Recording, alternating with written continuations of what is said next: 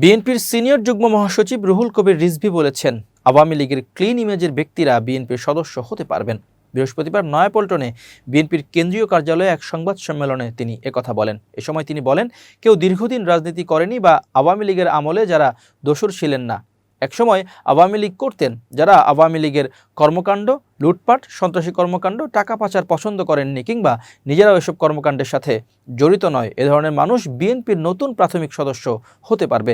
তিনি বলেন, যারা আওয়ামী লীগের রাজনীতি থেকে অনেক আগেই দূরে সরে গেছেন, ক্লিন ইমেজ রয়েছে যাদের, এছাড়া শ্রমিক, কৃষক, ব্যাংকার অর্থাৎ এলাকায় সজ্জন মানুষ হিসেবে পরিচিত যারা, তারা সবাই আমাদের নতুন সদস্য হতে পারবেন যদি আমাদের দলের আদর্শ ধারণ করেন।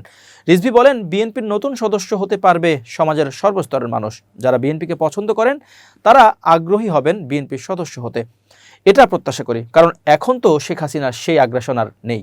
তিনি আরও বলেন, এবার বিএনপির প্রাথমিক সদস্য হতে হলে আগে প্রাথমিক সদস্য ফরম নিতে হবে এবং রসিদ কাটতে হবে। এভাবেই যথাযথ পদক্ষেপের মাধ্যমে সদস্যপদ দেয়া হবে।